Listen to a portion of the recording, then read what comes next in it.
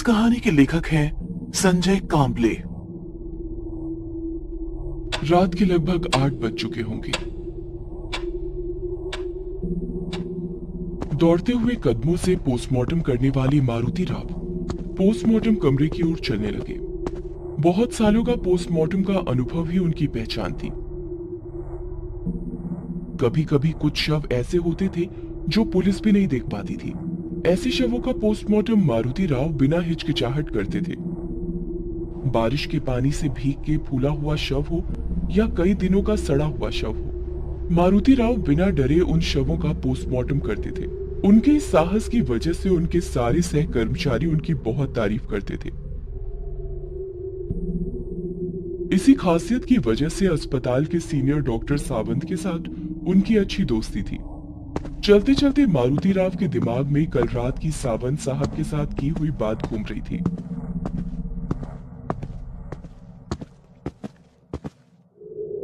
कल रात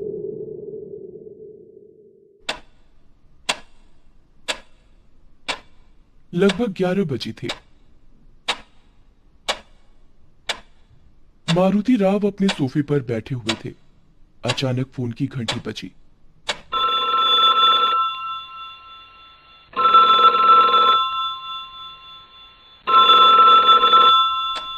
घड़ी की ओर देखते हुए मारुति राव ने फोन उठाया। हेलो जी कहिए सावंत साहब। मारुति, एक लड़का है, उसे काम से निकालना है। मेरी उसके साथ कुछ खास बनती नहीं। उसने मेरे साथ कई बार बदतमीजी से बात की है, इसलिए आज तुम्हारे साथ उसकी ड्यूटी लगाई है। साहब, नाम क्या है उसका? दीपक नाम है उसका। अब ये दीपक बुझ ही गया समझो साहब। पोस्टमार्टम रूम में काम करना कोई बच्चों का खेल नहीं है। मारुति, एक बात पूछूं? संकोच भरी आवाज में सावंत ने पूछा। सावंत साहब, संकोच किस बात का है? पूछिए जो पूछना है। मारुति, तुम इतने सालों से पोस्टमार्टम कर रहे हो, पर क्या तुम्हें भूत प्रेत आत्मा इन बातों पर विश्वास है? भूत?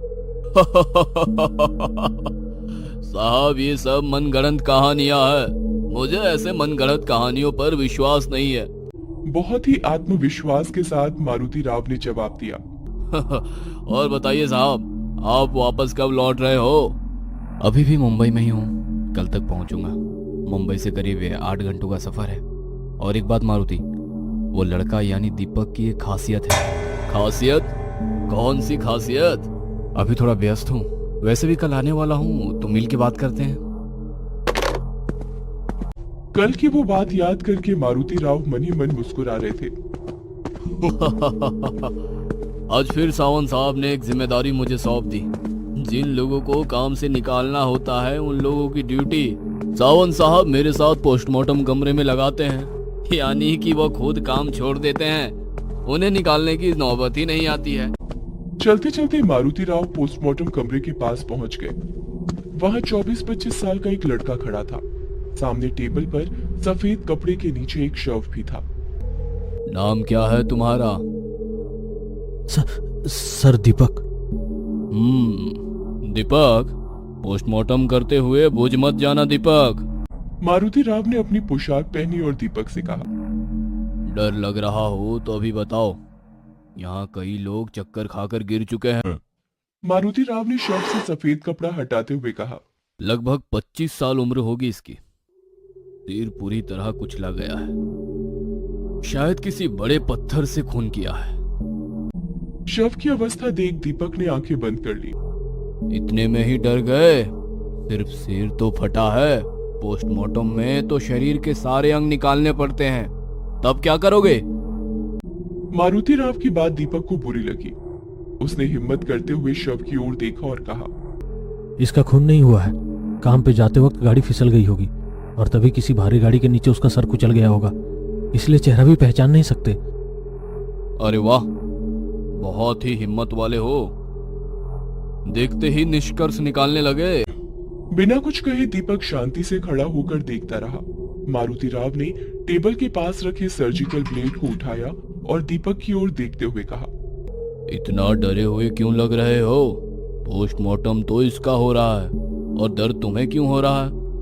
तभी दीपक ने उस शव की तरफ देखते हुए गंभीरता से कहा, मौत के बाद इसके शरीर से बाहर पड़ी आत्मा अपने शरीर का पोस्टमार्टम होते हुए देखेगी तो उसे कैसा लगेगा? दीपक की ये बात सुनकर मारुति राव ने हंसते हुए कहा,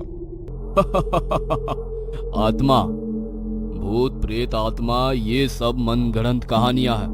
मुझे इन सब बातों पर विश्वास नहीं है।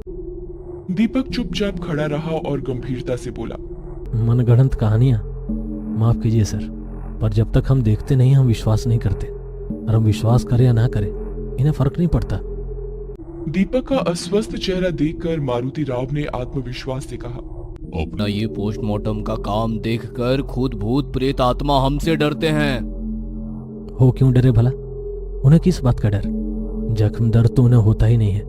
उसके लिए उनके पास शरीर जो नहीं होता वो कहीं भी जा सकते हैं, आपके सामने भी हो सकते हैं। दीपक की इस बात से मारुति राव को गुस्सा आ गया। उन्होंने गुस्से से दीपक को देखते हुए सर्जिकल ब्लेड उठाया और टेबल पर पड़े शव के गले में भोंक।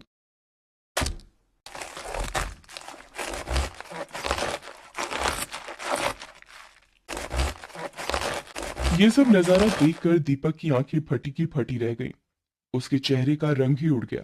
दीपक के चेहरे का उड़ा रंग देखकर मारुति राव ने उस शव के शरीर के अंदर हाथ डाला और शरीर के कुछ अंग बाहर निकाले और कहा, इसके फेफड़े की हालत देखी, दारू सिगरेट का परिणाम है।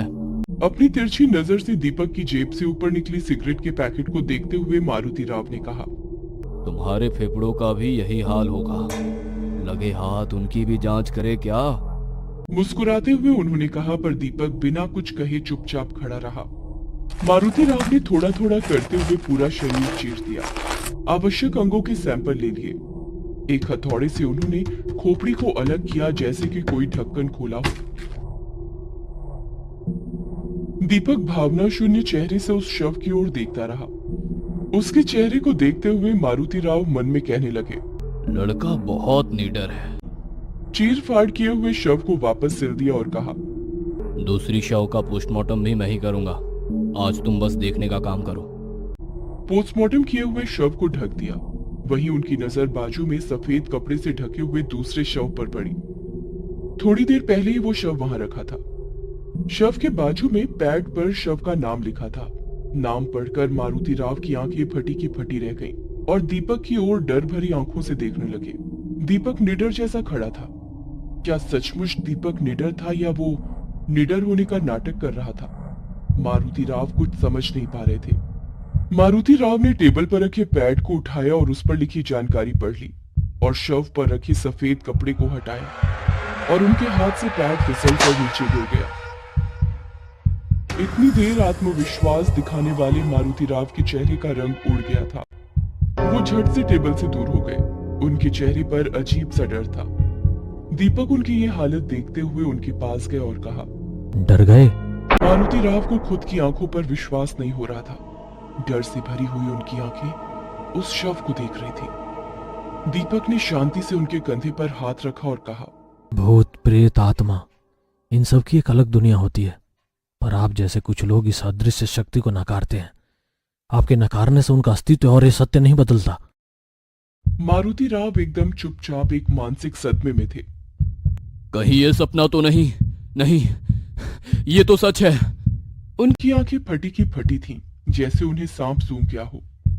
अभी अभी पोस्टमार्टम किए हुए शव को वो पीछे मुड़कर देखने लगे। सब कुछ मारुति राव की कल्पना शक्ति के परे था। मारुति राव की यह हालत देखकर दीपक के चेहरे पर एक अजीब सी मुस्कान आ गई। उनके रंग उड़े हुए चेहरे को देखते हुए दीपक ने कहा, आपका चेहरा बता रहा है, ऐसा दृश्य आपने अपनी जिंदगी में पहली बार देखा है। तभी दरवाजा खोलते हुए सीनियर डॉक्टर सावंत और उनके सहकारी शिंदे अंदर आ गए और टेबल पर रखे शव को देखते हुए कहा, ये अचानक कैसे हुआ? रात को नींद में दिल का दौरा पड़ा। रात को जो सोए तो उठे ही नहीं। ऐसे अचानक मौत हुए इंसान की आत्मा यह बात स्वीकारती नहीं है कि शरीर अब खत्म हो गया है। वो आत्मा हर रोज की तरह सारे काम करती है। दीपक की इस बात ने दोनों का ध्यान खींच लिया। अरे हाँ शिंदे, ये दीपक है। इसने आज से ही ड्यूटी ज्वाइन की है। और हाँ, इसकी एक खासियत भी है, ये प्रेत आत्माओं के साथ बातें कर सकता है। तभी शिंदे ने हंसते हुए कहा, यानी अपने मारुति की आत्मा उसके शव के साथ काम करने आई होगी। इस लड़के को ही पूछ लो। वैसे तो मेरा भूत प्रेत आत्मा इन सब मनगढ़ंत कहानियों पर विश्वास नहीं। टेबल पर रखे दोनों शव का पोस्टमार्टम कर दो शिंदे।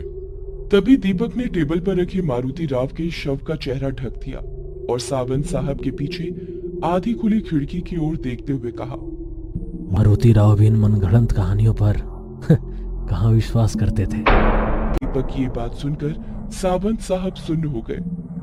उन्होंने उसी खुली खिड़की की ओर देखा जहां दीपक देख रहा था।